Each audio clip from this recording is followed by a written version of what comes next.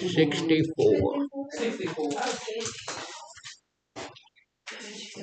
Well, I'm glad I'm not an Oscar Mayer winner. Here's what I truly don't want to be. All right, well, it looks like we might be up. We're a little bit early, but we always get up just a little bit early. So I know that the folks probably, I don't know, it looks pretty good. You probably can't see it over at South, but in the next few minutes, we need to get our signing in sheets done. Remember what we say about sign-in sheets? Make sure that it's legible, that people who are human can read it. And if your signature is like my signature and is not legible, no one can tell what it is, then please put out beside your name, print your name, or something other like that there, right there, so I can see who that is. And make sure that gets handed in. If I happen to get out of this classroom without it, which I'm apt to do from time to time, let somebody put that in my box out there. Over at South, make sure that is somewhere we can get a hold of that. Make sure that we can get that, because I want you to get credit for the class. Correct? Yep. Yes, sir. All right. We've got a few minutes before we're going to get started.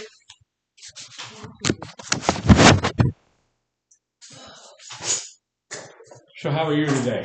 Pretty good. Pretty good? Pretty good, pretty good. To get better, right? Yeah. Right. Yeah, right.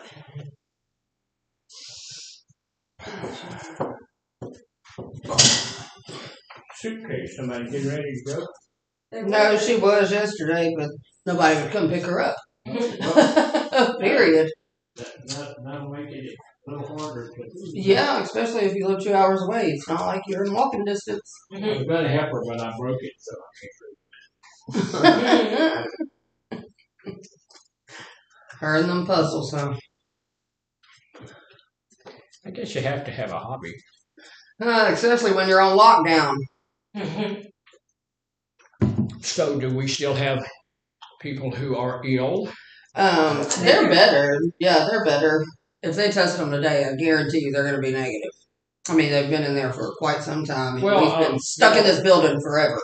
I had it back, a while back, and it takes about 10 days. Yeah. To get that going. That should be off on Wednesday. So that'd be good. When? Wednesday? Wednesday. I don't mind being over here with you ladies and all of that kind of stuff, but I do need to get over there. I'm missing some sign-in sheets and some other stuff. Yeah, Well, we tell them in the office. Well, not here. Over there. Yeah, I know. So tell me he needs to go.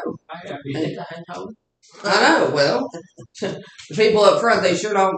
They don't know how to listen. They don't. Well, we will. That'll all work out.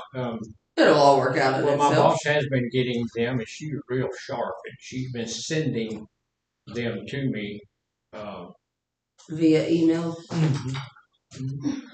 Miss Rebecca. Who's your boss, Miss Rebecca? Huh? No. Sierra. So, what do you think this person is? Frightened. Oh, you're sharp. Sharp like a shovel. Sharp. I'm telling you. Strung out? Sharp. Sharp like a hammer. Sharp. Sharp like a baseball bat. Sharp. Sharp. A baseball bat is not sharp. Huh? She finally got it, right? What do you say, huh? What are you trying to say? I don't want nothing for sale.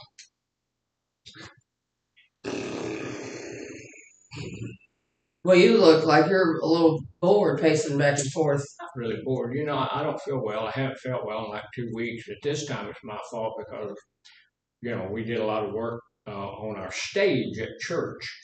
And we had all these folks there doing the work. So I did my part and we bought a bunch of pizza.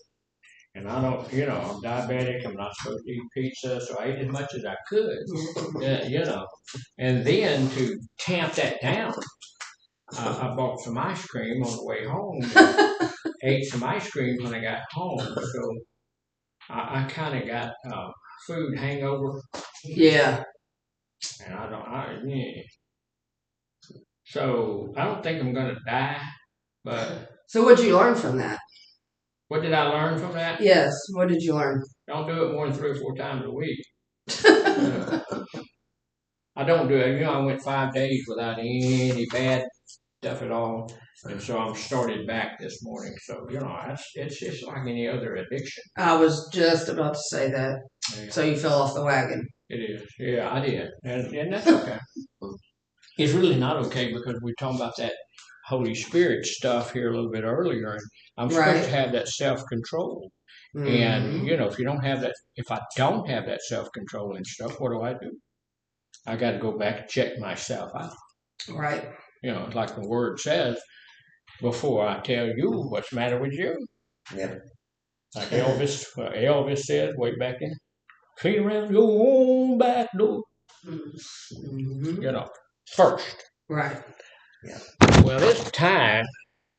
So we're gonna get started. So guys at South over there, I want y'all to get your signing sheets up and get all gathered up and everything. And we're gonna be talking about emotions this week. And we're on page 64. Well, we're cycling through what we're taking a look at. So this week we're going to be looking at our emotional health. Is our emotional health important? Yes. Yeah, last week we talked about our physical health, and there's a lot of stuff about that that's important. When we come back around to physical health again, we're going to start off by dealing with HIV and AIDS and all of that stuff. But this week we're going to be talking about emotional health, and on page 64 we began to look at some of that stuff. But we've got 3 examples of emotions up here. This one is what? What did you say? Well, I don't know where to sign in. Thank you for not interrupting the class and all of that stuff. Already started. It's out there somewhere. Yeah, it's like we're out in the middle of the ocean somewhere. Anyway, I'm here, y'all. Okay. So what is this person here? Frightened. Yeah, she's scared, huh? Or he is, or whatever that is. So that person is scared. Is that an emotion? Yes. Fear is an emotion. And can fear get to a place where it causes us some issues? Yeah, absolutely. Yeah, and in early recovery, do we have fear in our life? Yes. Yeah, not only in early recovery, but I have some fear in my life today. Yeah, one of those is I have this deep-seated fear that some people in the group's not going to get it. Some people in the group's not going to catch on. Some people, I don't know who that might be, but some people might. So what is this one here? Sad. Yeah, she's just sad. So in early recovery, do we have sadness in our life? Yes. Yes, sir. What would cause a sadness in our life? To be away from our family. To be away from our family. And we're trying to get clean. What else? A death in the family. A death in the family. I just had a death of a close friend here last week, and we still don't know how that's going to play out because they're trying to do an autopsy and all of this stuff, and it's taking time. So that's made me a little bit sad this week, and that's given me a good excuse to relapse on pizza. I could do that. Yeah, what else can make us sad? In early recovery. Missing your normal circle. Say it again. Missing your normal circle of people. Yeah, missing your normal circle. All those old toxic people that we used to hang out with that we really shouldn't be excited about hanging out with anymore. All those old toxic people. That's a good point. That we're going to be sad because they may be toxic, but we still love them. Right? They may be toxic. We can't get around them, but we still care for those folks. So that makes it hard. What else are we going to be sad about? Homesick. We're going to be homesick because a lot of times we can't be around our family. Sometimes our family is the most toxic people in our life. right? Some of those people that we call mom and brother and sister and all of that kind of stuff are just way toxic people. Oh, right? we missed the drug and the drinking. Oh, that's the one I was looking for. This lady over here said we miss our drugs. Yeah, that was our our coping skill. That was our God. That was our lover, our friend, our go-to person. That was everything to us. At one point, look, we put everything that we had into our using, right? We put everything that we had into our addiction. We put everything that we had into that lifestyle. So now that I don't have that lifestyle anymore, that's going to cause me some real sadness in my life. Yeah. And so that's something I have to do what with? I got to cope with that. I got to deal with that. I have to overcome that. And that's a real tough thing to have to overcome. So I have to figure out how to deal with my emotion. What's this one? And anger. Oh, they just mad. Yeah. All right. Are we going to be angry in early recovery? Yes. Why? Why would we be angry in early recovery? We're finally back normal and we know who we are and all that stuff. But why would we be angry? Happen to do something that you don't like to do. Having to do the stuff. How many people enjoy doing stuff you don't like to do? Nobody. Well, some people are not narcissistic, but some people are the type of people who like to do things that are it feels kind of like punishment to them. They enjoy doing that. What's that word? Torture. I know what you're talking about. Yeah. I can't think of the word. Well, a martyr is, that's one of them, but a martyr has a purpose. A lot of us do those things to ourselves just because we like doing those things to ourselves because it will help us get into a victim stance. Anybody here ever been victim? Yeah. And now look, there are real victims out there, okay? There are real victims of crime and family abuse and all of those things happen and they need to be worked through, but there's also people like me who just let myself be a victim because I'm a victim, right? And so sometimes we get into that place called the victim stance. And what happens in the victim stance? You don't get anywhere. Say it again? You don't get anywhere. Well, you don't get in. You're not going to get anywhere in your recovery because if I'm a victim, I'm going to be able to talk myself into using whatever I need to use. Then you're not doing anything wrong. No, you're not doing anything wrong. And it's okay to do all this stuff because after all, I'm a victim. Yeah. Or also you could be angry because of the things that we did in our addiction. Yeah, and oh, we're embarrassed by that's it a- and angry. Or angry at the people that gave us like bad drugs. Yeah, that's a really good point. Mostly I'm angry at myself because of the junk that I did. Yeah. Right, and that's when we get to that place where we're using a lot of self-soothing thoughts. How many people have done something stupid, has done something illegal, done something, and then said, "I ain't never gonna do that again." And then do it You promise your family, you promise yourself, you promise God. I would look. I know I've said that 1,900 times before, but this time I mean it. Yeah. Yeah. This time I'm really going. This time it's done with. I repent. I ain't never gonna do that again. Right. So those are self-soothing thoughts that make us feel good about ourselves again, so that we can get back into that victim stance. Well, let me just say this thing, and then we'll get back with you here. But that's a really good point that we're mad at ourselves for the stuff that we've done, and we're mad at those people in our lives that have allowed us to do that, or maybe sometimes even caused us to do that, facilitated it, brought us. So we're mad at those people. But here's what happens when I'm angry. You blame others. You do blame other people, and here's the deal. We're going to have an anger thing probably this week. So all of you guys with an anger issue need to just get mad and not be it that way. Right. No, y'all come on. If you have an anger issue, you need to get your anger issue and bring it to that class because we're going to be talking about a little bit about anger. One of the things we're going to learn about anger is when you get angry, what happens to your IQ? It goes down Because you, 40 points. yeah, because, It'll drop up to 40%. yeah, because you don't see anything but what you're happy about. You don't Yeah, that's exactly right.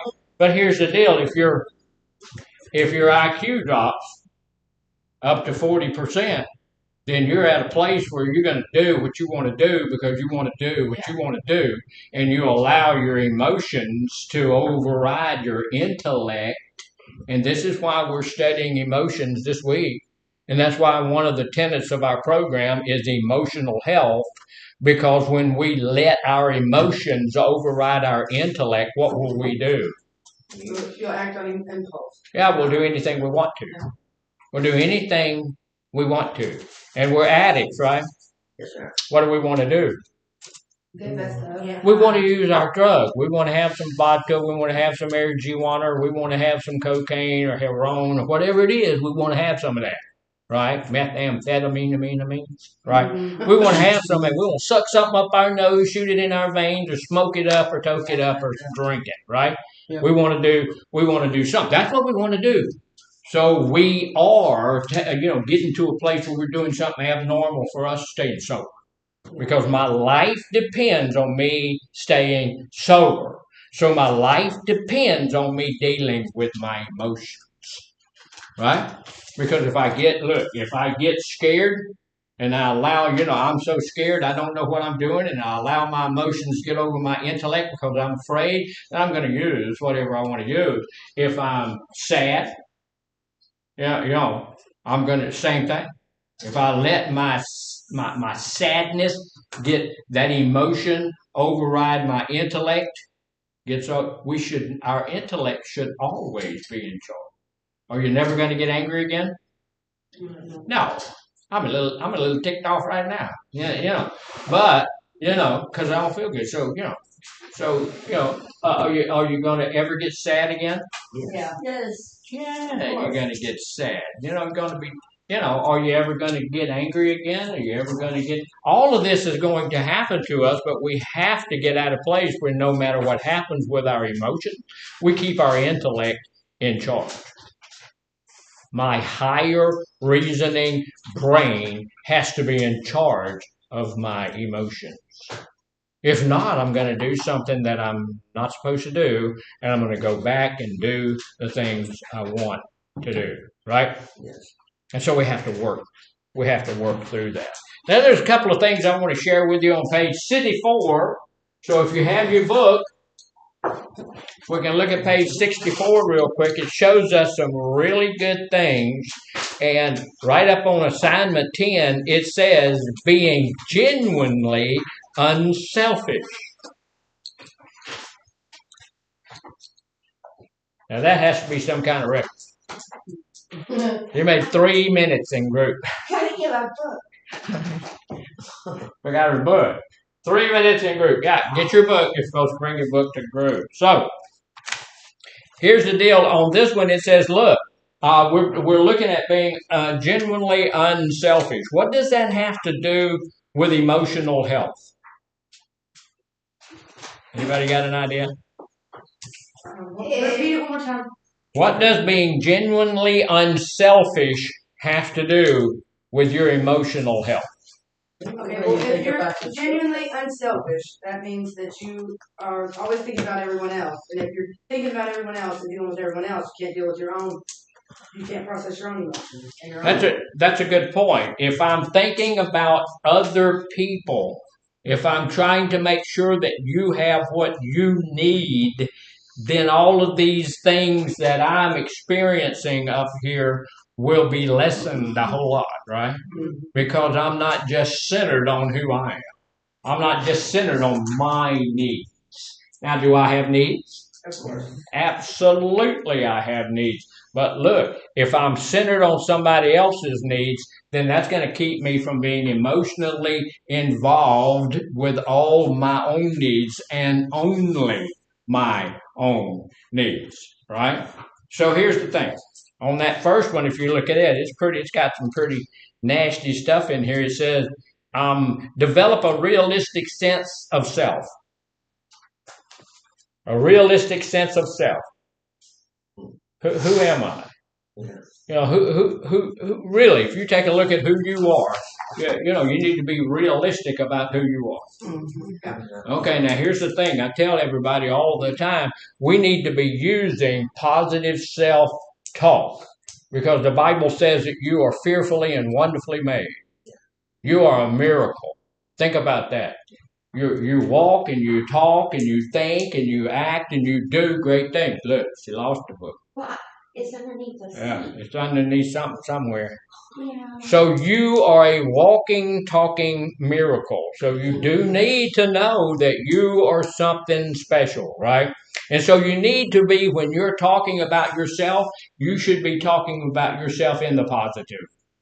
You shouldn't be saying negative, nasty, and ugly things about yourself. I will tell you there's enough people in your life who will do that for you that you don't have to do it, right? There you go. I got it. You don't have to do that. So you need to be saying positive things about yourself. But in the same vein, you need to know that even though I'm saying positive things about myself, I'm a good husband, I'm a good dad, I'm a good pastor, I'm a good speaker, I'm a good whatever, I'm a good driver, I'm a good pilot, I'm a good whatever I am. But here's the deal. I have my limitations as well. I'm not the best of the best of the best of the best, right? There are people out there that can do a better job than me and do that every day of their life, right? So I don't need to get to the place of grandiosity. What does grandiosity mean? You're over exaggerating how wonderful you are. Oh, that's well said. Overly exaggerating how wonderful you are. Yeah, you're wonderful. Yeah, but you ain't all that wonderful. Right? We need to be positive about who we are, but we need to understand too we have failings. You know, we're not perfect. We're gonna, there's things in our lives that's going to be distasteful to other people, and even going to be distasteful to us. So it says, look, develop a realistic sense of self without narcissistic grandiosity. Man, what's narcissism? Thinking he's good. Say it again? I don't know. You don't know. Okay. Yeah, I love it when people will answer the question without knowing what it is, but they start off talking in case it comes up to them on the way. So narcissist. Is when you think of only yourself and not others. Only thinking about me. Anybody ever seen that movie Waterworld? Welcome back. It's an old movie. Howdy, ma'am. Make sure your name gets on the list. It's an old movie, but the guy on the movie, he had a lady on the boat with him, and he had a little girl on the boat with him, and he picked up a tomato plant, and he had that tomato plant, and everybody, they didn't have any food, so they're looking at the tomato plant, and he ate the thing right in front of the lady and in front of the little girl. He ate the leaves, the stalk, the little tiny tomato plant, everything on that thing. Ate every bit of it while they were watching it. And, was that narcissistic? Oh, yeah. Well, yeah. So here's the deal. Is it important for you to take care of your needs? Of course. Absolutely. That's how come when you're on an airplane and they drop the masks, they say to put your mask on before you put your child's mask on. Because you Okay. take care of your child before you take care of yourself. You have, yeah. And we do have to take care of ourselves. We need to make sure that our needs are met. But we don't need to get to the place where we are the only people in the world. Right. We don't need to get to the place where we think we're better than everybody else. Right? And by the same token, I'm not worse than everybody else either. I'm an addict. I've done some crazy things, killed a few people. I never killed anybody that didn't deserve it, though, and all of that. And, so I've got some good things in my life, and I've got some bad things in my life, so I'm not any better than the next person. So I'm not any worse than the next person either. Right? So sometimes, look, I need to take care of my needs, but sometimes I can work to take care of your needs. The way I believe it and what the Bible teaches is God first, others second, and then myself. If I'm hungry before I eat, I'm gonna make sure you got something to eat. Now, if I've got a hamburger and you don't have a hamburger and you're hungry, what am I gonna do with my hamburger? Cut it in half. Yeah, cut it in half. You ain't getting all my hamburger. I'm hungry. I have to eat too, so I'm gonna take care of me. But I'm not gonna eat that whole hamburger in front of you and watch while you starve to death. I'm gonna make sure you have part of that. I'll give you part of my hamburger, right? Well, where's it at? Say it again. Where's it at? Say it again. I said, where's it at? Where's the hamburger? Where's it at? Yeah. Lady wants half my hamburger. I want vegetables. Not being narcissistic, let me tell you this. I'm gonna give you half of whatever I have for lunch. A sandwich. Sandwiches out. Yeah, soup and sandwich. If you want, I'm gonna just spread it out. So narcissistic grandiosity. That's kind of I'm thinking that I am the only one and I'm greater than everybody. Everything is fantastic. I've known some people who you could see that they thought they were better than you. Yeah. Yeah, and nobody likes those. So we don't need to be like that. We need to get at a place where we can understand that we are something special, but we're not the most special thing in the world. Yeah. I've got some stuff in my life that I need to fix too. And it says, look, exaggeration or an excessive sense of entitlement. What do you think about that? I don't need to be exaggerating my own self-worth. How many people know that you are worth a lot? You are worth a lot. You're worth enough for God to die for you. You're worth a lot. You're worth a lot. However, that person sitting to your right, sitting to your next, to your left, they're worth a lot too. So in this situation over here, I would be saying that I'm worth more than you are. I'm not. I'm worth a lot, but I'm not worth more than you. Right? Mm-hmm. She said that she was really too quick. Get right. Get this just right. Okay. But here's the thing too, an excessive sense of entitlement. That's really important. What is an excessive sense of entitlement? Thinking you're entitled to everything. Yes, and I see people all the time telling me, look, I'm full grown, I can do what I want to. You may have an issue with it, but I don't have an issue with it. I can do this if I want to do this. I can't look.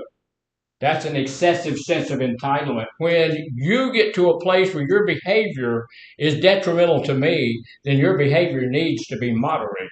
Yes, I agree. Yeah. When you're driving down the highway drunk or in a skunk, you run over one of my kids or grandkids, and your sense of entitlement just costs you something. Right? I don't have the right to do some things. Right? In my life right now, I don't have the right to drink. Can I drink? No. I can't drink successfully.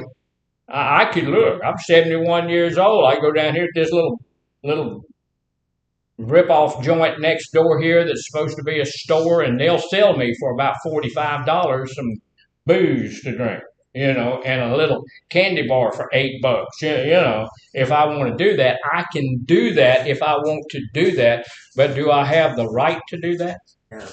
Not really, because if I do that, it's going to destroy my life, my wife's life, my kid. All of that stuff is other people who are involved with my life.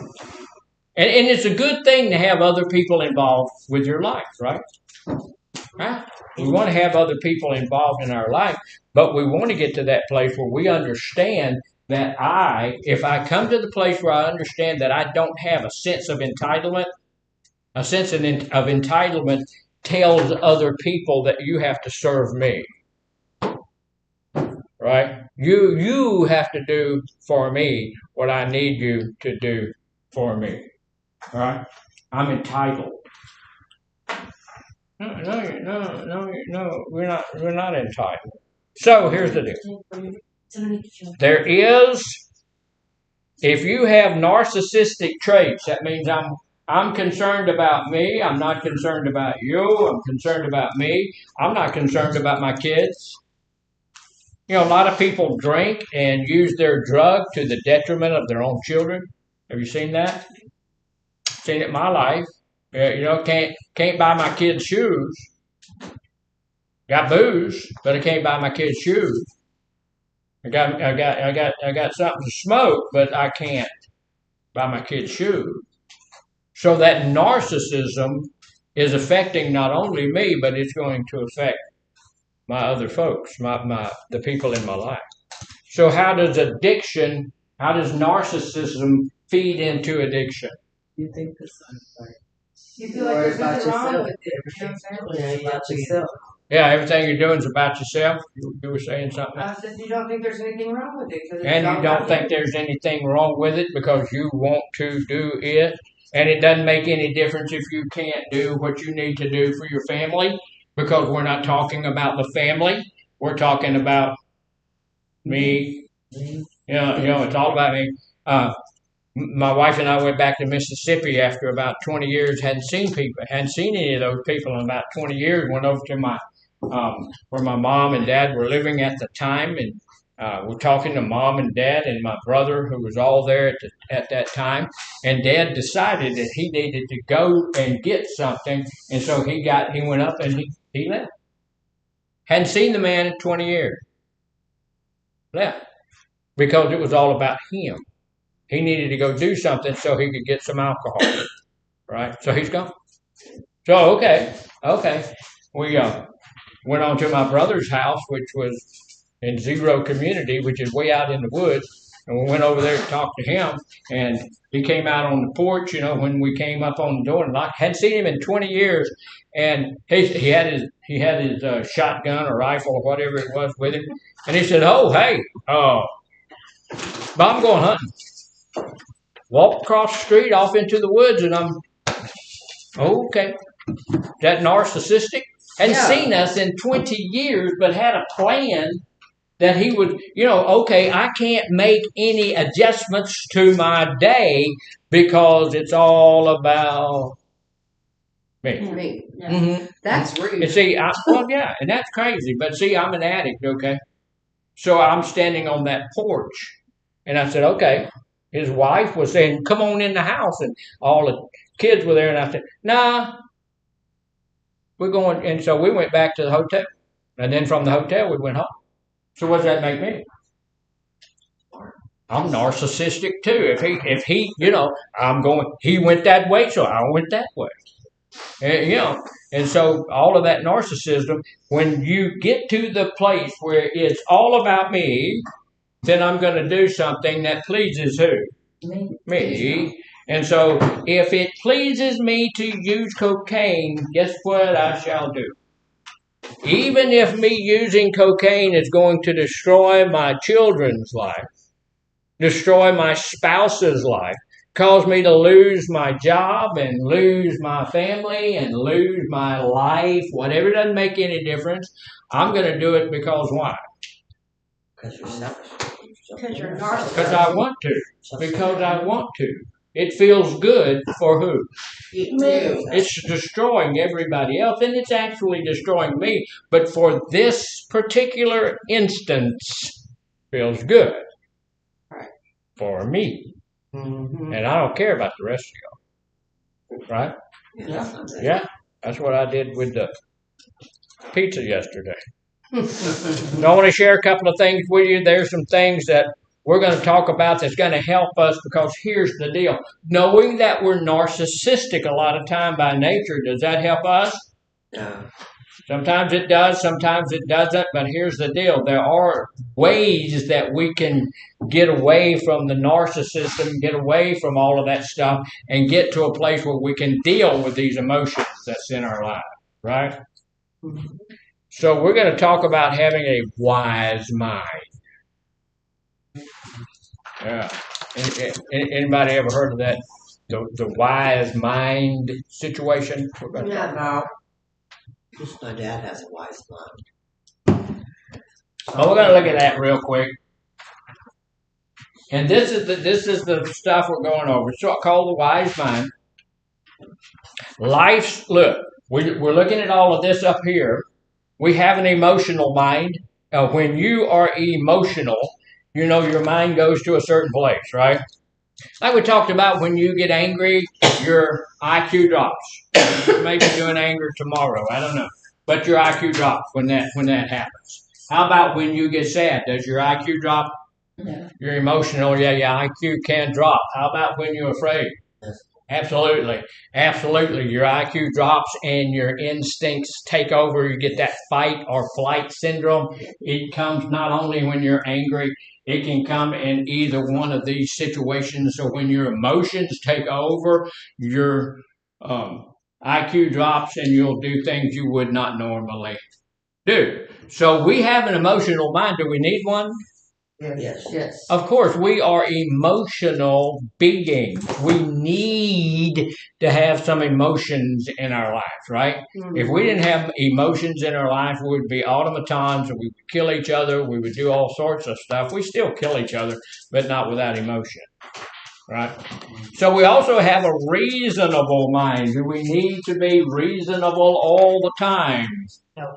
Here's the deal. We need to have our intellect, our reasonable thinking mind, higher reasoning mind should always be in charge. We should never get to the place where we allow our emotions to get over our intellect, but we still need to have those emotions so that we can do things, right? We have to. Why do we need emotions? To feel. To feel, she said. Yeah. If we didn't have emotions, the human race would die out in about 3 or 4 generations. Wow. Well, isn't that one of the causes for like being non-empathetic? It would be the reason for what do you call it, serial killers? Like Yeah, It's Yeah. like one of the top 3 things. Yeah. So shocking. Those people don't have the correct, people who are serial killers and stuff like that, they don't have the proper, emotion, reasonable mind connection, and so they do things that we, as a society, we kind of look over. Well, I mean, you won't look over, we look down on you. We have to have emotions because to be able to process what we've been through. Yeah, we have to have those emotions so that we can process things. We also need emotions so that we can fall in love with other people.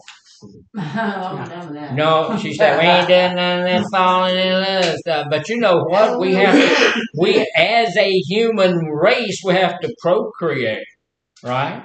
We have to have children and all of that stuff so that we can carry forward. If we don't have emotions in our life, we're not going to run up, we're not like automatic. They say, okay, we're going to get all fixed up here so that we can have some children so that the human race can. We don't care about the human race. We have no emotion, right? So we need to have operational emotion. We need to have emotion. We need to feel things. If I don't have emotions, I'm not going to have, like you said, any empathy for other people. I'm not going to care if you're living under a bridge. I'm not going to care if you are affected by drugs and alcohol. I'm not going to care if, your children are, in the home somewhere where they're not supposed to be. I'm not going to care all that. We need to have that. So life's challenges require you to draw on both your emotions and reason. Here's the problem. Relying too much on just one of these creates an imbalanced perspective in your life. Have you ever known somebody who was just emotional all the time? Yes. Mm-hmm. I have. I mean, just emotional all the time. I've also known folks who were not emotional all the time. They're pretty much like a robot. You could say anything to them and it just didn't bother them. But how strange is that? So we need to have a mix of the two, and they need to be balanced so that we can have a good, balanced perspective. Wise mind balances emotion and reason. So that's what we need to do. We need to balance our emotions with our reason so that we have both of them, right? We need to have emotions, but we also need to have our intellect in place so that our emotions don't override them. So this makes us helps us to make healthy decisions and lead a fulfilling life. I was coming to work this morning, and my car said, "You got a low tire." Yay. Oh, dang. Yay, good. You know, I mean, both of those things hit right at that one time. I had that emotion hit me. You know, I do not want to have to stop on the side of the road and change a tire. No, I don't want to do that. But my intellect popped up there and said, "Hey, if you don't stop, you may destroy your tire." All of that kind of stuff. So my emotions popped back up and said, "I don't care." Not, you know, I'm not, and I didn't stop because I happen to know my tires are about worn out anyway. And if they go, they go. So I pulled it up, and one of my little sensors on my tires is trying to go out. And I took it to the tire people, and they said one of them is going to cost $60 to put one more in them. And I said, "Okay, you got 4 of them on your car. That's $240." I said, "Well, look, why don't we just change the one?" Yeah. And what did the technician tell me? Is it off balance the other three? He said exactly that. You know, he said, "Well, if we just change one, it'll mess up the other 3. Of course. Yeah, right. No, it I said, doesn't. no, It's not. it won't. So my emotion came up, and I said, "Well, you ain't changing nothing." So here's the deal. If we have our emotional mind in place all of the time. So I went around in my car to finish the story. I walked around my car when I got here, and my right-hand tire, it looks low. So there's a tire place right there. I'm going to go and put some tire in it. Your emotional mind is when feelings alone. And I might get some of that. I might get some of that. You gonna put some tire in the tire? Air. In the tire. And then, yeah. Might. Discount tires do it for It's free. just a blanket. Say it again? Discount tires put air in. Yeah, but they're 90 miles away. You know, No, this they're right place. there. Right on the other side of the freeway. Well, maybe I'll go. Monty Brothers. Right. So emotional mind is when feelings alone. If your mind is emotional all the time, then feelings alone determine your decisions and your behavior. I know people who are angry all the time. And I'm an anger resolution therapist. So, they're just angry. They come and they pay me money to come and yell at me. Yeah, And that is a choice that we make to become angry or not. We don't have to become angry. Right. We become angry every time you've ever been angry. It was because you wanted to be angry. Yeah. And I have people argue with me about that, but I'm right. So, so it's when your feelings alone determine your decisions or behavior. You listen to your emotions, whatever those emotions may be. You might act impulsively without regard for the consequences. I had a guy tell me not too long ago. He said when I tell somebody to do something they don't want to do it. We were talking about when you go home and instead of staying away from old people, places, and things, they said, "Well, I'm going to make sure that those people know that I'm not using, and they're not going to be able to use around me. Is they going to work real well?" No, because it's not them using that's the trigger. It's them, themselves, the people. And I said, "Well, what are you going to do?" He said, "Well, I'm just going to punch them in the face." Does that work real well? No. No, that's your emotions over your intellect. And there's some people out there you just don't want to punch in the face, right? No. There's some people out there that won't take kindly to that. No. So that's usually not a good course of action. Right. And so we don't need to do that. Yes, ma'am. Saying that, it reminds me more like me, my situation, and is this true? Okay. No. I want you to tell the truth. Yeah. Is it true that, okay, I'm not so much addicted to the drug as much as the more I look at it, it's not so much the addiction to the drug, it's addiction to the life of the drug. Sure. She said she wasn't as much addicted to the drugs as to the lifestyle. And yeah, we're all, and I think we're going to all agree with that. A lot of people are addicted to the lifestyle, addicted to to the behavior, the people, all of that kinds of stuff. I'm not gonna lie. So here's the deal. Here's an example of your emotions over your intellect.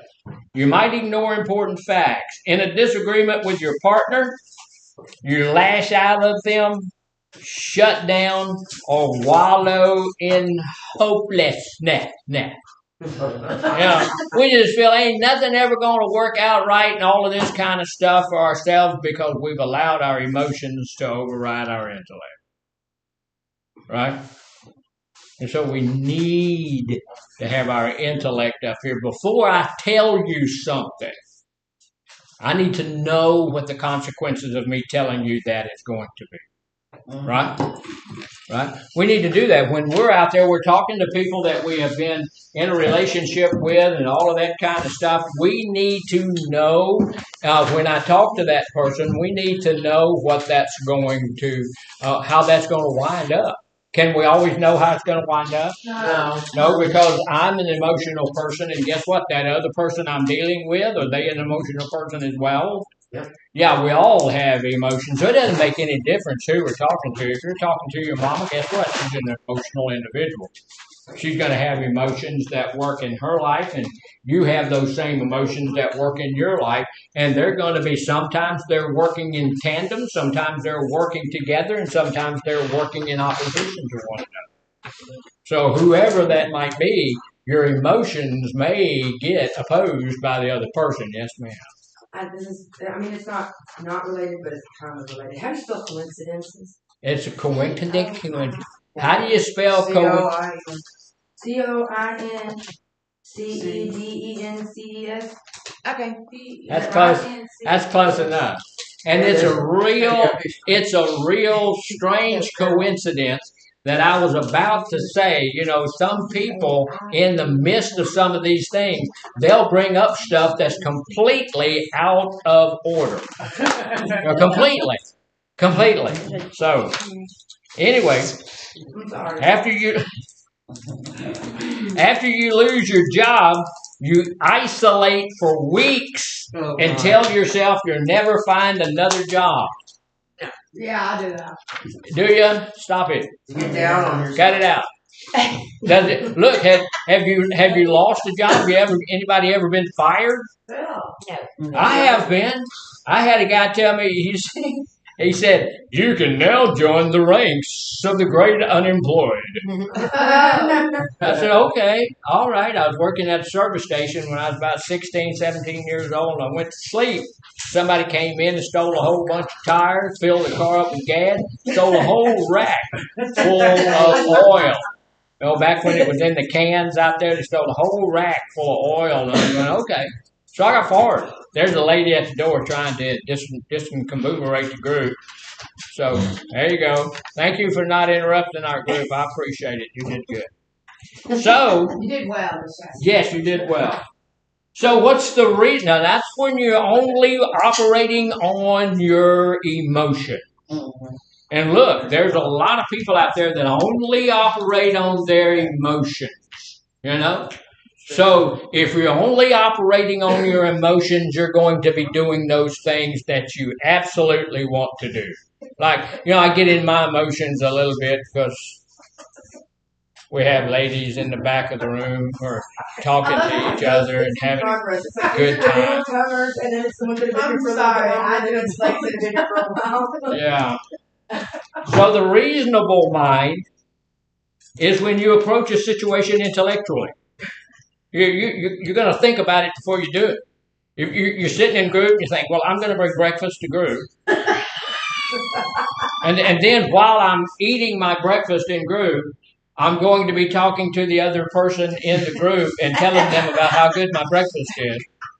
And I'm going to be doing all of that kind of stuff. I'm going to, because I have to have good nutrition. And I really feel for that other person over there, and I believe they need some good nutrition, and I don't think they've got sense enough to know that. So I'm going to tell them about the good nutrition that I am now. So in group, we're getting all that lined out. So I have every situation intellectually figured out. You approach that situation intellectually without regard to emotion. The fact that me doing all of that, I'm not going to regard anybody else's emotion. I'm not going to worry about the fact that that's going to cause the facilitator to go completely nuts. Right. I'm not going to worry about the fact that that's going to hurt his feelings because he prepared for 3 weeks to do the class. I don't care. I'm talking about my own personal, what? Breakfast. My own personal breakfast. Yeah. my own personal agenda, doing things for me. So that makes me narcissistic without regard for any of those emotions. You make decisions based on facts. Based on facts alone. Not allowing any emotional things to get in the way. Just based on facts. If you do that, you ignore your own preferences. You might do what you think you should do. You should do. Maybe, look, I should go to treatment at this place because I've been to treatment at this place 7 times before. So maybe I should go. So I go to that place for treatment just out of a reasonable mind. I've been there 7 times, so I know the process. I can teach the class better than the counselors. I know everybody there, and I can do all these things. So I need it. So that may put you in a place where emotionally you really don't need to be there. You might need to be somewhere else. Yeah, somewhere unfamiliar. Yeah, I'm thinking that, you can come back here as many times as you need to come back here, but at some point, maybe you need to go over there.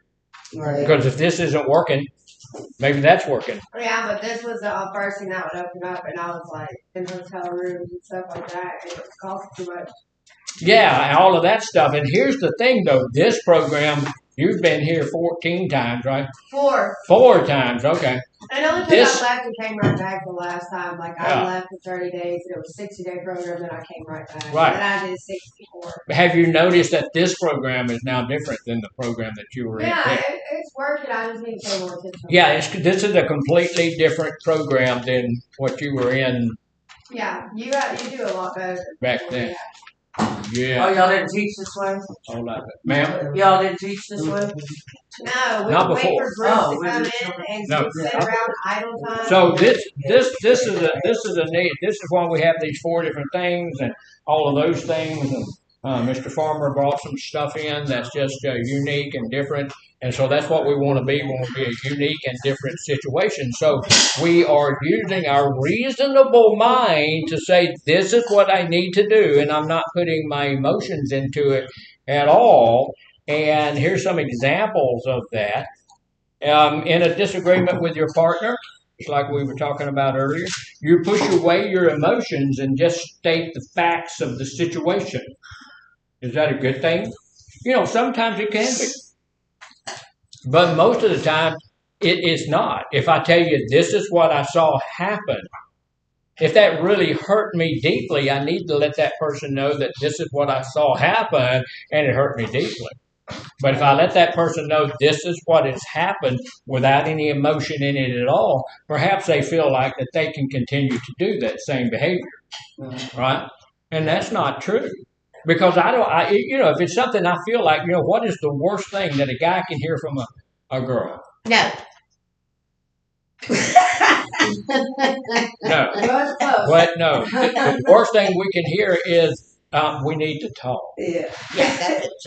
We need to talk. So we don't want, if it's really at a place where I need to talk about something, I need to get into a conversation about it, then the fact that I have emotions in that conversation need to come out as well, right?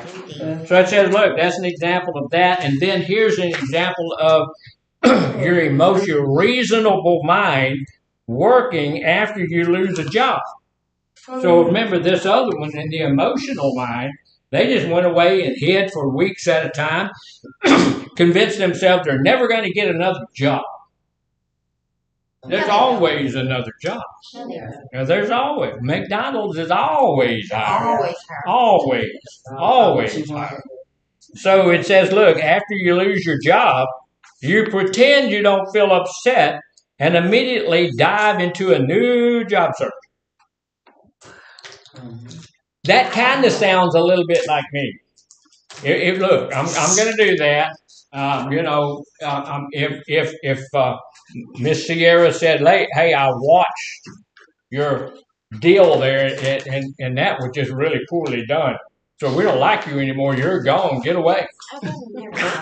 Well, first off, that's going to just break my heart, right? I'm going to go somewhere and I'm going to relapse. So I'm going to go get me a donut. I'm going to get a donut, and look, as a diabetic, how many donuts am I going to eat? None. That's a good. Thank you. She said none. I went to the donut shop about 6 months ago. There's a donut shop right next to our church. Oh no. And it's really a funny thing because I tell people, our church is at 2906 Western Avenue, and they'll go, "I have no idea." I said, "Right next to the donut shop."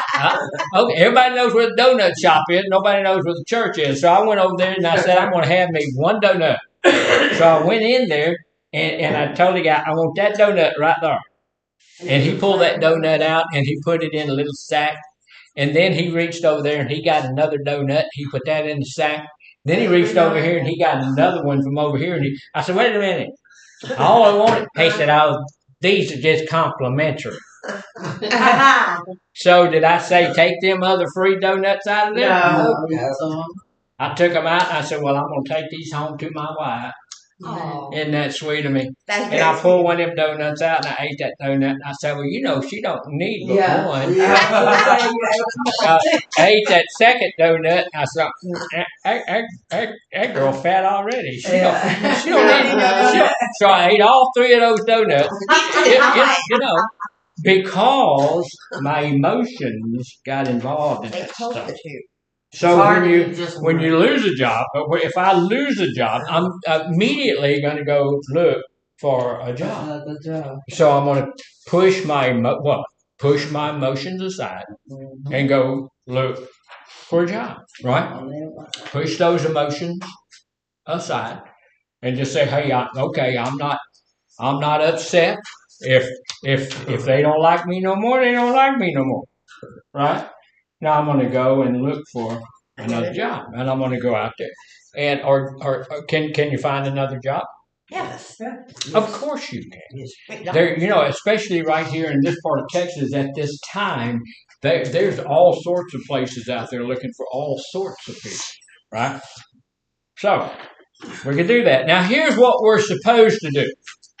This is the wise mind part of all of this. This is where we're supposed to get our emotions and our intellect to work together. We are always going to have emotions, and we're going to have emotional reactions to everything, right? It's just normal, but we don't let emotions take over. We're going to have intellectual things happen to us. When somebody says, "Okay, you're going to have to do this," then just like here, they came by and said, "Okay, we're all going to be locked down." So that caused what? Some emotional things? Yeah. Right? I've had people in here before the group tell me, "Well, I ain't liking this stuff at all. I don't like being all locked down like this. I want to go to church or something." Yeah, okay. All right. So, and then there's other people who are very intellectual about it, so we're going to have the intellectual part of our being, and as well, we're going to have the emotional part of our being, because we have both of those things, but they need to work together. Yeah. I don't need to just be emotional all the time. I don't need to be angry all the time. I don't need to be afraid all the time. And I have had, I know people afraid of everything all the time. Yeah. It's called having high anxiety. And they're just scared all the time and everything. And it's just terrible. And I know other people who are just sad all the time. I can tell you I had a good friend die on Sunday. We still don't know why. He's about 43. I mean, he's not old. He just died. And he was an MMA fighter, and he was a bodybuilder, and he was all of these things. He was a Taekwondo black belt. I mean, he's just a health nut. Now he's dead. And what was really sad about it, I went and visited with his dad and mom day before yesterday, and they had another child died the same way.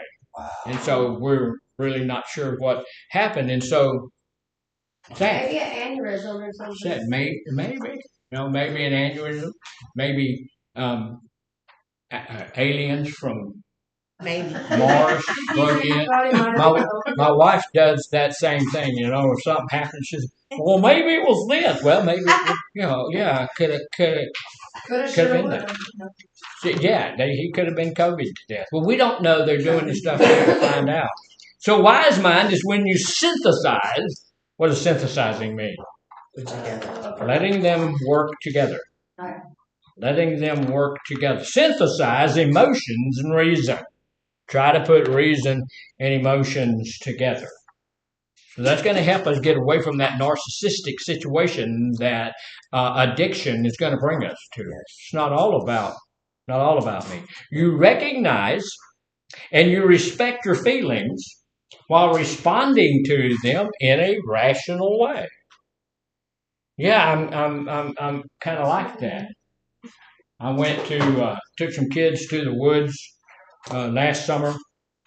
While we're in the woods, guess what crawled up on the bank of the alligator? Is that a little scary? Yeah. Yes. So, did I run screaming through the woods? I would. No. Probably. We had these kids and they're all staring at this thing and all of that. No. We eased back away from where we were, and there's a big old sign that says there could be alligators on the trail. And then they give you on that sign, they give you instructions on how to deal with alligators on the trail. So what does it tell you? Back away slowly. Go back down the trail the same way that you came out of the trail. Right. Because the alligator owns the trail as long as the alligator's on the trail. So at that point, this emotion here came up. I was a little scared, huh? And all of those kids were a little scared. And every one of them, let me know how much they love me because they all got behind me and they figuring the alligator don't eat him. And then, and then, that emotion was there, but then we're backing up down the trail, and we just went down that trail and went up another trail. And so, we still did the trail walk and all of that kind of stuff, but we let our emotions and our intellect come and work together. See how they work really well together? We were afraid, and that got the intellect saying, okay, what we need to do is follow the instructions of, they give you all of these instructions. And my wife and I went to a couple of them in Louisiana, and they tell you the same thing. Got big old signs, don't go here, don't go there. Alligators, we never saw one in the whole state. But here in Texas, this was at Mark Dye State Park. So I said, look, we're going to respect your feelings while responding to them in a rational way. Have you ever seen any road rage? Oh yeah. See people do really goofy stuff out there. When somebody runs around me and cuts me off, I had a guy do that yesterday.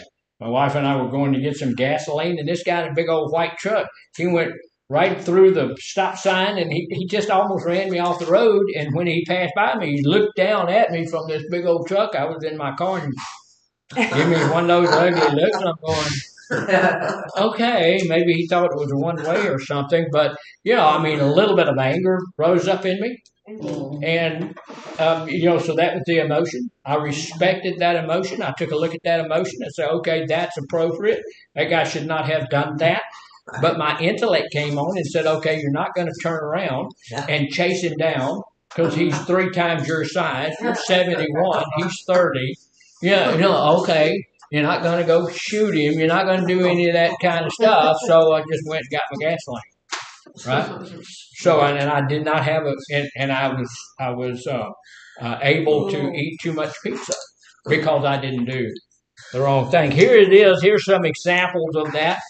We have to respond to them in a rational way. In a disagreement with your partner, you recognize how you feel, then you ask how they feel, and you try to problem solve. Mm-hmm. The fact that you did this, whatever this is, there's some things I've done my wife has gotten angry with me about. I still don't know what I did. Yeah, but you did this, something happened, and this is how I feel about that. Now, how do you feel about that? Because look, my feelings are valid, right? They are. Your feelings are valid. But is her feelings valid? Yes. Yep. Is his feelings valid? Mm-hmm. Yep.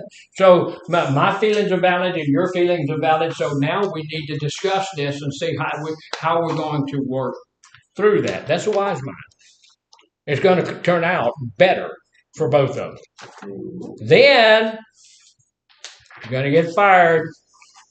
After you lose your job, you let yourself feel sad for a minute. You let yourself feel sad for a little bit because it's a sad thing. Because I'm going to tell you, I had a lady tell me this not too long ago. She said, I don't know about you, but I need my job. I might not like it, but I need it, right? I need because every couple of weeks, my boss man sends me some money. Yeah.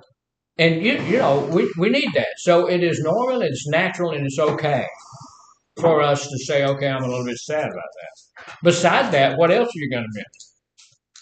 Your friends, your coworkers. Yeah, the people you work with. There's some great people that work with me at this company. So if I have to leave for whatever reason, then I'm going to be sad not to see those people. Yeah. There's some people who have left here, that worked here in the past, and I'm sad because those people I don't see anymore. So when we leave, there's some things. Let yourself be a little bit sad and upset. Take a day. Go home. You don't need a job today, right? You don't need a job today. You can go home, take a break, watch a movie, set your feet up, eat some chitlins and some crackers, and then tomorrow morning, go look for a job, right? Yep. All right. Well, look, y'all did a really good job this morning. It is break time. We'll be back in here about 16 minutes after, and we will do the other half of this.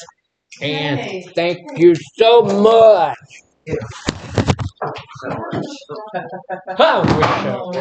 I'm so glad I'm not an Oscar Mayer. That's something that I would want to be.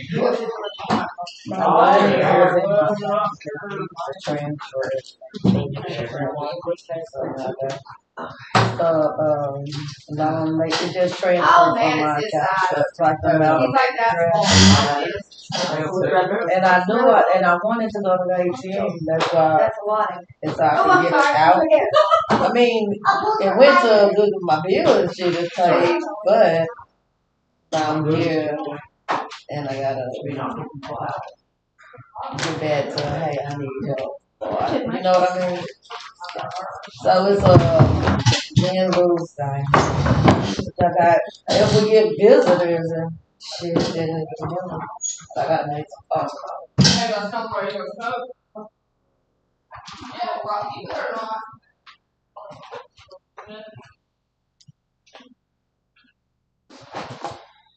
Oh.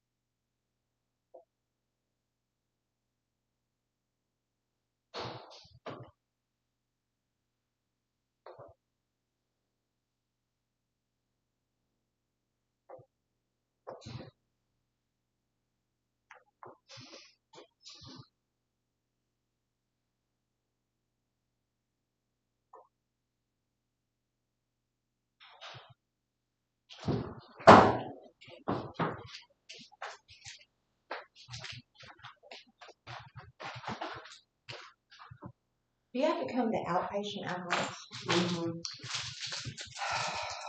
Monterey. Yes, that's found out. I have to come. Chastity told me come every Tuesday and Thursday. I don't know where I'm gonna live. Really? I don't want to go to sober living. I don't want to do that. I want to go to my own house. Why don't you? We got in your apartment. How? Due to non-payment.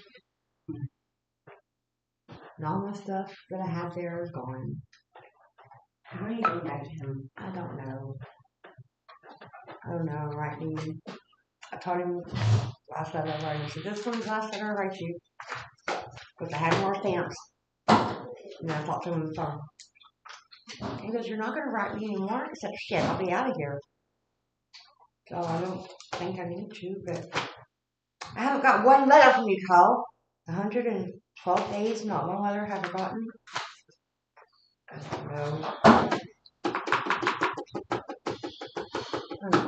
don't know. But I do know today is day 112 for me. I have 8 more to go. I don't want to go to a sober living. I don't do that. I don't want people telling me what to do. I have all the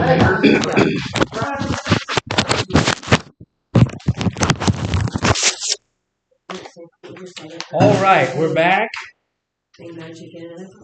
And Here's the thing for we're going to get started back.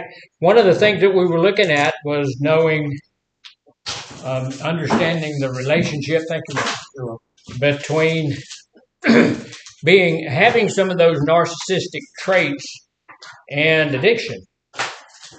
Well, the deal is that when we have the narcissistic trait, and remember we talked about the fact that having a narcissistic trait means I'm going to do for me first. I was going to tell you, I looked in the dictionary. Narcissist fell in love with his own reflection, and it was changed into narcissist. Loves himself, thinks his way is the only way. Let me see that. So we looked up narcissism, fell in love with his own reflection, and was changed into a narcissist. Loves himself, thinks his way is the only way. That sounds like Yeah, okay. all 4 mics. Yeah, that makes sense.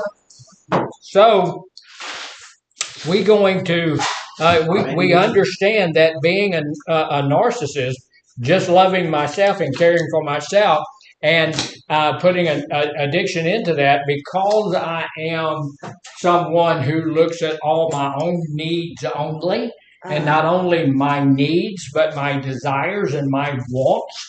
That's going to make it a little easier for me to become an addict, right? So if we're addicts, we're naturally narcissistic people. No, I wouldn't say that. There are people out there who are addicts who are not narcissists. Okay. But being a narcissist makes it easier for me to become that, because I am focused only on me, and I don't care if it hurts my family if I'm using this particular drug, and I don't care if it's hurting society, and I don't care if it's I just don't care about anybody else. I'm caring about myself. So here's what it goes on to tell us this, and we're going to look at this real quickly, and then I have another thing I want to share with you.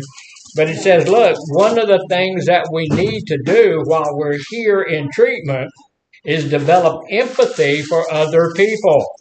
What does that mean? Yeah. We feel for other people how they're feeling. Empathy and sympathy are different.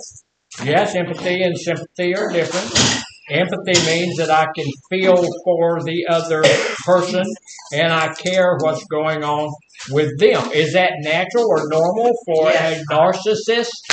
Well, no. No. It's not natural, it's not normal for a narcissist to care about what happens to other people. So that means that if I'm an addict, and if I'm an addict because I have some narcissistic traits, I'm going to have to work pretty hard at making sure that I can build some empathy for other people. Are there things you can do? Or there are things, and we're going to talk about them a little bit, but there are things that you can do. So I need to develop empathy for other people, particularly victims of my own narcissism. I need to begin to look at other people and see how I have affected those other people. Now, we all know, look, we've affected ourselves very badly. We've affected ourselves terribly. We've affected our physical health, our mental health, our spiritual health, and our familial health. What's familial? Family health. Our family health. So we have impacted all of those different areas because we're being a bit narcissistic about who we are. That's why we want to, in this program, touch on those 4 things. So if I'm going to build empathy for someone else, how do I do that? How is it? Put yourself in their shoes. Say it again? Put yourself in their shoes. Put yourself in their shoes? Okay. Try to put yourself in their situation and see how they're looking at the situation that you've gotten yourself into and the situation that you've gotten them into. That's a good idea, right? Mm-hmm. Take a look. Try to see how they feel and think about what's going on in their life. Because we have caused a mess for other people, right? And so being empathetic means I'm going to pay attention to how you feel. Yes. Mm-hmm. Now look, before I didn't care how you feel as long as I could feel the way I wanted to feel. The way I wanted to feel is chemically induced most of the time. So when I'm high or when I'm drunk or when I have my chemical in my body, I'm not caring about you at all. And that goes to my spouse, to my children. I just don't care about anybody else. It's all about me. But now that I'm sober, I need to learn how to be empathetic, and I need to learn how to care about other people and how they feel. So, that's the first step in that, getting to the place where I'll realize I need to care what that person thinks. I need to care what that person feels. I need to ask myself, when I do this, how will it affect Bubba? When I do this, how's it going to affect my mom? When I do this, how's it going to affect society as a whole? When I have to think. I'm employed, so I have to think. How are my actions going to affect my employer? We need to get down. How is my action going to affect the other people in my apartment complex? So I need to become empathetic for everybody. Empathetic for everyone that I'm going to be in contact with. We can begin with this group right here. How am I going to be empathetic for this group? I need to be caring. I need to begin to care what that person feels and what that person thinks about anything that's going on in here. If I can do that kind of like as a practice, when I get out of here, I'll be more able to be empathetic for other people. And to watch what we say so that it doesn't hurt. Say it again? If to watch what we say so that it doesn't hurt. Yeah, that's a good point. Just watch what we're saying. So that, if I know that if I say this thing, it's going to hurt that other person, should I say it? No, not unless it's necessary. I mean, if somebody's sitting about to jump off a bridge and you know that if you tell them not to do it, it's going to hurt their feelings, should you tell them not to jump off the bridge anyway?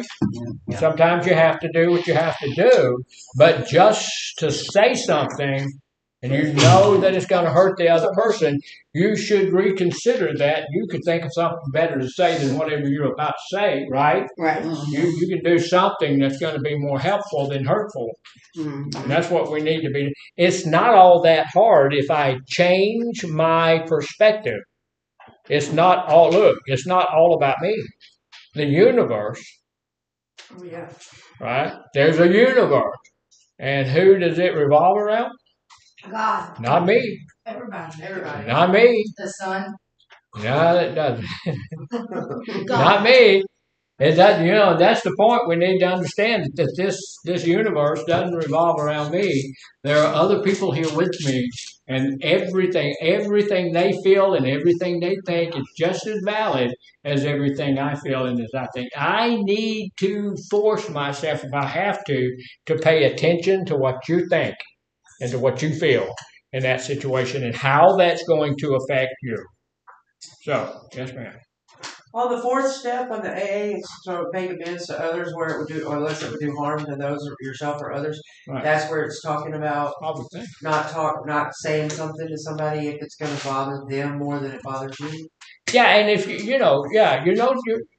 I've made a lot of amends, but I do know there are some amends I can't make. Right. So because some of those people are dead, but others I know that if I made that amends, it would hurt them and maybe even to an irreparable place where it couldn't be repaired. I don't tell those people. I haven't gone to them and made that amends. However, I have written my letter Okay. that never got sent, and I have in my heart and in my mind, I have made amends to those people. But the step 4 tells us if you're going to hurt somebody beyond the help that you're going to give to them, then just don't do that. So, and we know that. And when I'm being empathetic, that means that I pay attention to how you feel and what you think about that situation. And we can train ourselves to do that. We can train ourselves. Look, most of the time, being narcissistic is something that we built up over time. When almost all kids are narcissistic, right?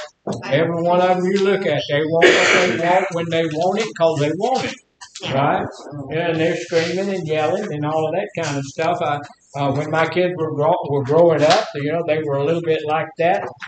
We responded to that a little bit different. If they're going to scream and yell about it, they don't get it. It's just absolutely, you're not going to get it ever. And that helped them not be narcissistic as they grew up. But most of the time, this is a learned behavior. We've learned to be narcissistic so we can get everything that we want. So if it's a learned behavior, what can we do about it? Change it. We can unlearn it. Yeah, we can learn to be empathetic. It may not be that easy, but we can still do it. Yep. So one of the things that we do a lot of the time when we're narcissistic is say, well, if it's not easy, I'm not going to do it because I'm focusing on me and I don't want to do anything hard. That's when we try to make everything in the world easy. Sometimes it's just not easy. Sometimes this stuff is hard. And if it's hard, that's okay.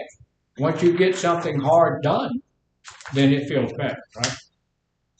All right, so this is one other little thing I want to talk is to help get some distress down out of our lives. A lot of the time when we're having stress in our lives, and we're not talking about stress today, but I want to share with you a thing called TIP that helps us get stress and stuff like that out of our lives. And when we get the stress out of our lives, sometimes we can deal with the emotional things that's going on in our lives. And we have to deal with the emotional things in order to get away from the narcissistic ideas, right?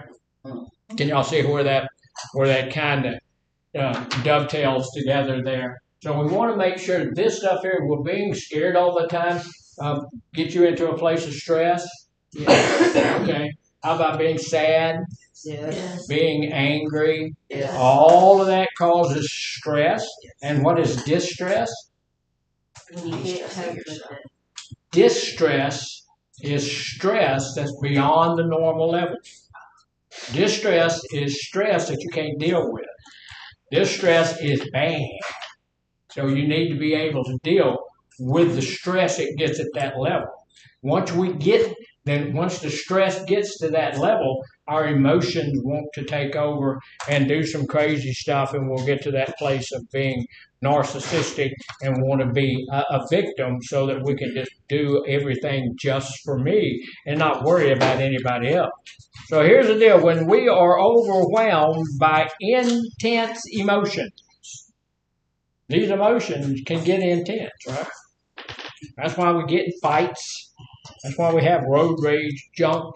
That's why we do stuff that we wouldn't normally do, because these things can get out of control. Tip skills can help you shift the body into a more relaxed state. And so sometimes we need to get to that place where we have a more relaxed state. That gets us away from distress. It will also help us to deal with any kind of stress that our emotions are bringing onto us. What we do, what's the best thing in the world when you get really, really angry? And what's the best thing in the world to help you get over that? Breathe. Write it down. Breathe. How about knocking somebody in the head? Yeah, that helps a whole lot, you know.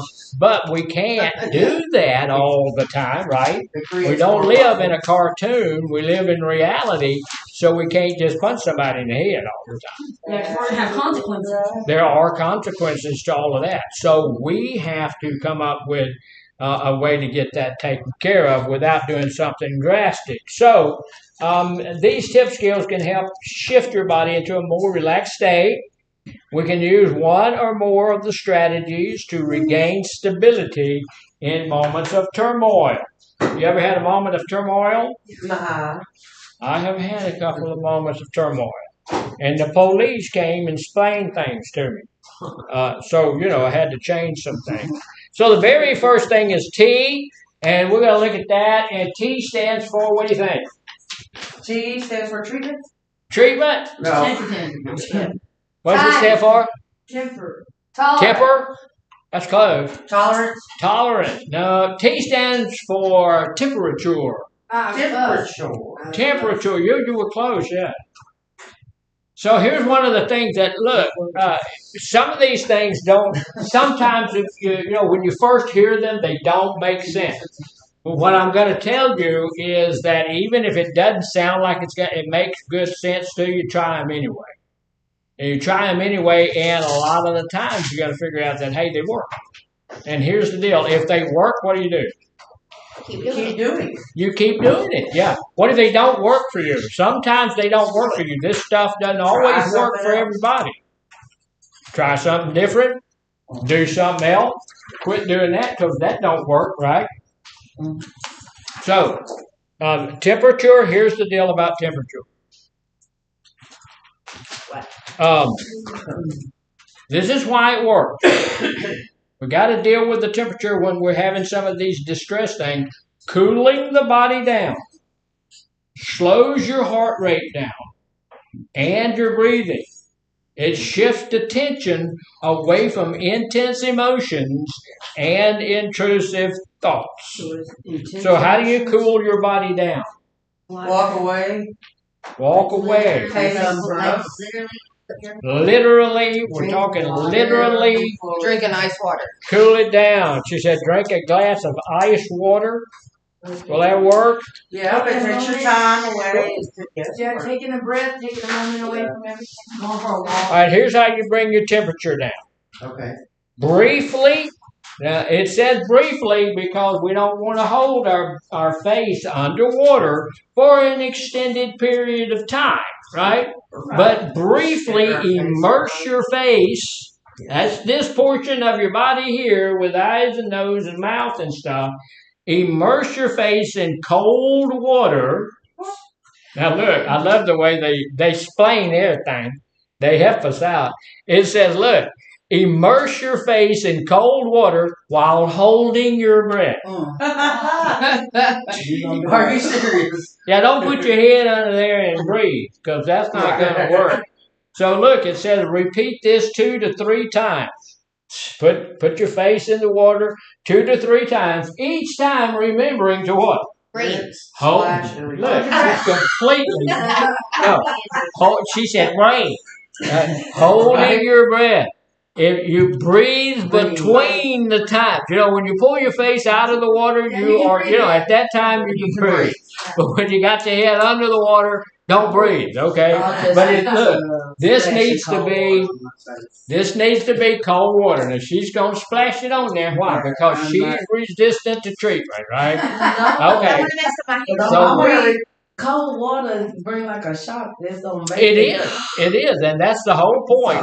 And at that point, when you put your face under the water and you bring it back out, that's going to bring your body temperature down. And as it brings your body temperature down, it will bring your heart rate down. And as it brings your heart rate down, it will bring your blood pressure down. Because as your heart slows its beating, it's not going to be pumping the blood as hard into your body. And is it important for us to get our blood pressure down? Yes. Yeah, because we could, that causes you to stroke out and have aneurysms and do all sorts of stuff. So we don't want any of that stuff happening. So we want to bring that down. So that's going to bring that down. It's going to help all that. The other thing, if you don't want to, did you have a question or were you just waving? I don't have a question. My hand was. Oh, okay. So the other thing that you could do, if you don't want to stick your head in a bowl of ice water, take a cold shower. Yeah. Yes. That's going to bring your body temperature down, but lady here that's don't want to stick her head in the shoulder in the water. She don't want to take a cold shower either. I'm not really a great fan of cold showers either. I don't enjoy that. But I will tell you, will they bring your body temperature down? Oh yeah. Yes, and we need to have that. Anytime I'm in a distress situation, does my body temperature go up? Yes. Yeah, you remember the last time you were angry? What do people say about people who are angry? A lot of stuff. Yeah, a lot of stuff, but they're hot under the collar. Yeah. Oh yeah. They blew their top. They're smoking. They do all of those things. Those things all relate to heat. And actually, when you get angry, your temperature rises a lot. When you get sad, your temperature goes up.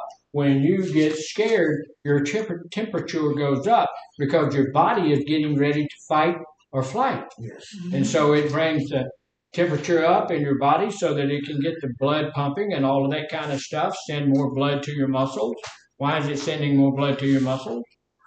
So that you can fight, giving you more strength so you can fight. So you can take a cold shower to bring that temperature down. Apply an ice pack or an ice cube to your skin. Yeah. Avoiding extreme or prolonged cold, and don't put it directly on there. Use a rag and put that on the back of your neck, right back here. Why are you putting it back there? It'll cool your body temperature down. It will bring your temperature down, and that's a very large blood vessel right there that's going right into your brain. That's going to help you cool that down. Hold a wet cloth over your face or neck so that, what we're trying to do is bring our temperature down. It really doesn't make, to us, when we think about that, it doesn't make much sense to us. But if you're angry, you do all those things, you're in a distress situation, the most important thing is for you to get your intellect back under control. Yes, because it gets I want to be able to think clearly. I want to be able to respond to anything I need to respond to as opposed to reacting. What's the difference? Responding is calmly taking care of something. Mm-hmm. Reacting is going off. Yeah, responding is when I've thought about a course of action and taking it. Reacting is when I've not thought about it and just taken a course of action. That's when I punch somebody in the face. That's when I shoot somebody. That's when I do some crazy things. That's when I allow distress to come into my life to the point where I can allow it to change my life. Yes. And I don't need to do that. So I need to get my intellect back to a place where I can respond instead of react. So that's the first thing. Temperature. That's T. Getting it down. And then we have I. What does I stand for? Intellectual. What was that? Intellectual. Intellectual. No. Illness. No. This is good stuff. Y'all gonna love it. I stands for intense. Intense exercise. I'm going to tell you something that people don't really want to hear, but exercise is the cure-all for just about everything that happens in our life. If we would just exercise more, look, we would be in so much better shape. Walk around this building, do something. But why do we want to have intense exercise? Because it builds the dopamine back up before. Yeah, if we have intense exercise, it's going to bring our heart rate up. It's going to do some good things for us. Intense exercise lowers stress and increases feel-good brain chemical. Yeah, endorphins. Our body begins, if we do some good, heavy exercise, we do some push-ups, side straddle, hot pops, we do some running in place, we run around the building, we do something, then your body is going to release those endorphins into your bloodstream and you're going to feel good. You're going to have that little high that those endorphins are going to give us. So what's the first thing we're going to do before we do any intense exercise? Stretch your physical. Do what? Stretch. Warm up. Warm up. We do need to warm up a little bit. Don't do anything before you stretch a little bit and get a little bit warmed up. But before even that, what do we do? Think. Think. I don't know. We gotta breathe it through. Think and breathe and all of that. Make sure you're physically fit enough. Make sure you're physically fit enough to do it. Go see your doctor and tell your doctor, I'm finna do some intense exercise. Will that kill me? Yeah, you need to know because I'm going to tell you. There's y'all remember the guy? You may not remember. This was years and years ago. The guy that started the jogging craze. He was on television. He started the jogging craze, and I don't know who he was, but he dropped dead while jogging. Oh, Bruce Jenner. That wasn't Bruce. That wasn't Bruce Jenner. He became famous. He had an adrenaline. So anyway, the guy that started the jogging thing, he dropped dead while jogging. So before we go and do intense exercise, we need to make sure that we're physically fit enough to do it. What do you do if you're not physically fit enough to do intense exercise? Do moderate. Do some moderate exercise. Or light. Exercise is seriously good for you. So Do some light exercise. Get up, walk around, do something because it's good for you. Now, here's how you do it.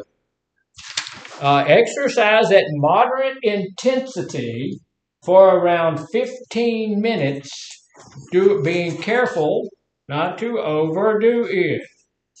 If you feel like you're going to pass out or something, sit down. No, sit down. You don't need to get to that. You don't need to get to that level. You can walk briskly around the building. Walk briskly, or you could jog slowly around the building. That is so good for you. If you don't feel like you can jog, if you don't feel like you can run at all, walk around the building. Just ease around the building. These dogs are on chains, so don't worry about that. And we have a nice little area that we can walk around this building here, and it's not bad at all. Well, let's do that. That's fair. Say it again. I said, let's do that. It's there. Yeah, we can do that.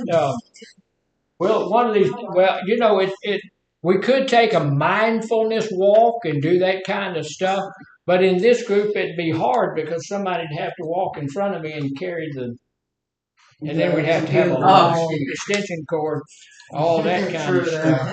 So swim laps. Yeah. Yeah. Can everybody swim? Yeah. No.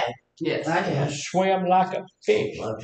So, swim laps, ride a bike, jump ropes, or do jumping jacks. Y'all know how to do that? I used to. Yeah.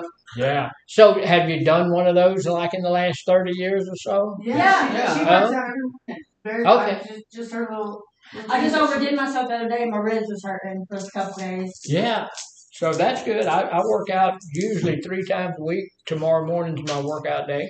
So I'm going to go in, work chest, and then on Wednesday I work my arms again, and then on Friday I work my stomach and my legs a little bit, and then So I thoroughly and I love to hate that. So that's intense. Look, do some type of exercise. If you can't do intense exercise, let me tell you this about intense exercise. Intense exercise is different for different people. Oh yeah, it depends on what your intensity level is. Yeah, some people, I've seen people down at the gym I go to. I have a friend down there named Joe. Joe, when he gets there, he gets on one of those machines, and man, he will try to wear that thing out, and he'll do it for hours. But Joe's in really good shape, but he did weigh like 500 pounds. He's a truck driver, and that's all he did. And he got out and he lost all that weight and stuff right now, and he's determined not to get it back. That's intent. He's intent. I have there's a lady that comes down there, and she's elderly, and she kind of walks around, and she'll kind of look at one of them machines real hard, and do some stuff like that, and that's pretty intense for her. So we need to make sure we're at the level that is intense for us, and not try to go and do the Arnold Schwarzenegger workout, because I'm going to guarantee you can't do that. It's just not going to work for you. So then we have one P. The first P that we looked at stands for paced. P-A-C-E-D, breathing. P-A-C-E-D, paced. Paced breathing. Oh, paced breathing. Paced breathing increases oxygen intake, lowers blood pressure, and will lower your heart rate again. When you exercise, you want to get your heart rate up. So it's tip, it's not T? Temperature? It's T-I-P-P, tip. So it's T-I-P-P, and this is the first P on the PP. Hold on, I've done messed up. All right, she blew the whole thing. So when we exercise, it increases our heart rate, and the quicker your heart rate returns to normal, the better shape you're in. If you get out there and you get your heart rate up here and it takes you 2 hours to get that thing back down to normal, you're not exercising enough.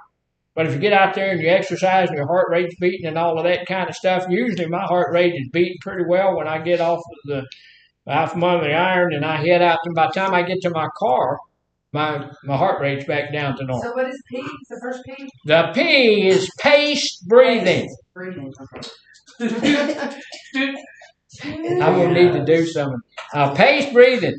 That increases your oxygen intake and lowers the blood pressure. Now look, it sounds easy, but it's probably just as hard as the exercise. We are to inhale through our nose for a count of 4. Inhale.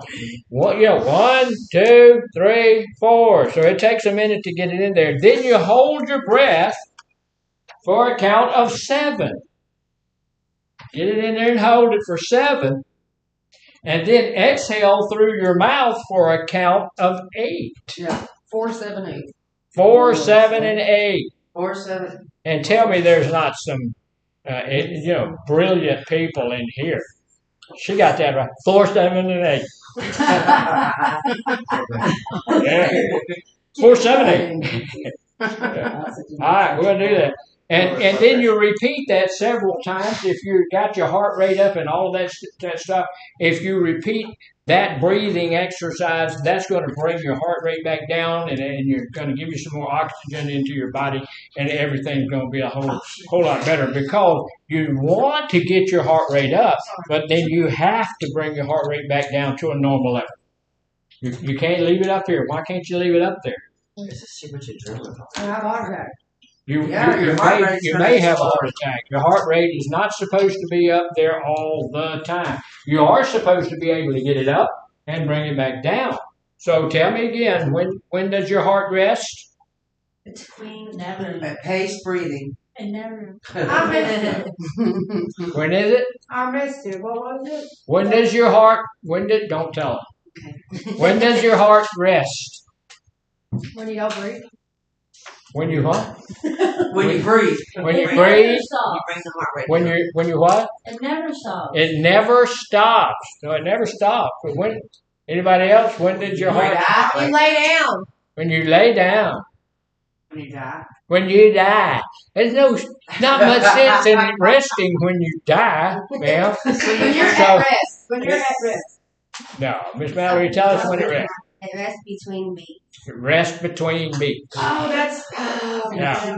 It rests between Take beats. it back to health class. That was just right there, you know it. This is why it's important for us to know what the high number is and what the low number is. Is it supposed to be like 50? No, your high number can be about 120 Oh, you're talking about blood pressure. blood pressure, and your low number can be around Wait, does that mean we got 70 to 80, something like that is good. And we pay real close attention to the bottom number because that's when your heart is resting. And so if your heart is not resting, my wife has high blood pressure amongst a whole bunch of other stuff, but she'll have 230 on the top and she'll have 180 on the bottom. So that means her heart's not resting very well. Yeah. So we need to make sure that we get it down to that place where the heart is resting. And that's why it's important for us to get it up because that's exercising it. That's making things work the way they're supposed to work. But then when we're done with all that, we want to make sure that it gets back down to the level it's supposed to be. And we got to make sure that bottom is low. And if it's not like that, once you take your blood pressure and that bottom number, if that bottom number is 90 or above, you need to go see your doctor and say, hey, look at him. Do something. And that, you take a needle, something, poke a hole in it, let some of that blood out, and pressure will go. That's not true. Don't do that. So repeat that several times, and then here's the last P is progressive muscle relaxation. What does that mean? Progressive muscle relaxation. That's exactly right. Yes, ma'am. How do you spell that, though? Wow. We did that in here one day where you tense your muscles Yeah. and then you release your muscles. So tensing and relaxing muscles helps the body let go of stress and it triggers the relaxation process. So if you have a lot of stress in your body caused by any one of these, fear, sadness, anger, any other emotion that's bothering you, if you can just tense and then release your muscle, it's going to relax you and help you get to a place where the stress is gone. So we need to do those kinds of things, and you can practice those things, get to the place where you're really good at it. So tensing and relaxing your muscles helps the body let go of stress, triggering the relaxation process. It's going to do that. So how you do that, we're not going to do it, but we're going to go through it real quick. You can sit or you can lay down. I usually do it standing up. I do it, but I do it standing up. Ma'am? Yeah, just stress and let it go. Tense the muscles in your feet. Tense the muscles in your feet for 5 seconds. Then slowly relax those muscles. And then look, they do. I don't usually do this, but they say, while you're saying the word relax. Okay, you can do that. Tense up your muscles and then just say relax. You know that helps you get rid of cramps too. So why do you say relax? It helps you get rid of cramps in your legs. It helps you get rid of the cramps in your legs and stuff like that. Yeah, you It increases your blood flow, all of that stuff. But why are you saying to yourself, relax? Because you're telling your subconscious. calm. Yeah. Oops, you don't want to As we relax. speak to ourselves, that's why we tell ourselves positive things instead of negative things, because that's positive self-talk. That's in your book, by the way. Yep. But it's positive self-talk, and it will, look, when I say something positive to myself receives the message, and believe something positive about myself. When I tell myself to relax, I'm saying relax, and then I receive the message and I will relax. So look, it might not seem like something that's going to work, but like we said when we began this thing, what did we say? Relax. We did say relax. But if it does, if you don't think it's going to work, okay, And it won't work. it probably won't. But do it and give it a shot and see what it does for you. It works. Yeah, see if it's going to work. You work it. So tense your muscles, do all that stuff for 5 seconds. Slowly relax your muscles as you say the word relax. Repeat these steps with your calves, thighs, midsection, your back, your arms, and your face. Just every muscle you can tense. That's actually Do a it. good meditation thing. Say it again. So that seems like a really good meditation type of thing. It is a kind of a meditation type of thing. Like this, and then You just can do it. Yeah, and it will help you, and it will help you get rid of all of these other things. And so that is tip. So we're gonna get our mind to a wise place, which means we're going to get our emotions and our intellect to help one another. what did you say it was? I can't say it now. Synthesizing. Synthesizing. Yeah. Yeah, we want to synthesize our emotions and our intellect, both them together. And that's a really good thing. It says that we are supposed to respect our feelings, but keep them under control. Yes, sir. And that's what we want. Respect our feelings while responding to them in a rational way. And if we get to the place where we are distressed because of these feelings, we're going to bring them back under control using the tip strategy to where we can respect them and pull them together, right? Right. All right, that's good. So we're going to develop empathy. One other little thing real quickly. How many people have role models in their life? Everybody in here has role models in their life. Everybody, look, you're going to look at somebody, you like the way that they do, the things they do. You need to find a good, positive role model in your life and model yourself a little bit after them, right? Yeah. All right. Do you lose yourself in that? No. No. I want to be a little bit like that person, but I don't want to lose myself in that. I am Yeah, I still definitely me. idolized the wrong people in my addiction. You know? We all did. She said she used the wrong people for, you know, I see young ladies who try to dress like some of these girls on TV and stuff. Those are not necessarily the best role models. I seen people getting money and I wanted to be just like them, and then it ended me up in a relationship. You know? Exactly. All right, so that's pretty much it for today's session. Tomorrow, I do believe we're going to go over the anger thing so that we can get anger out of the way for our emotional thing this week. So, any questions, comments, snide remarks? Thank you. Thank you. Thank you much. I appreciate Can we you guys. pray? Can we all pray together? We can. Let's shut this down. It's a praying day. All right, guys. Thank you. Make sure.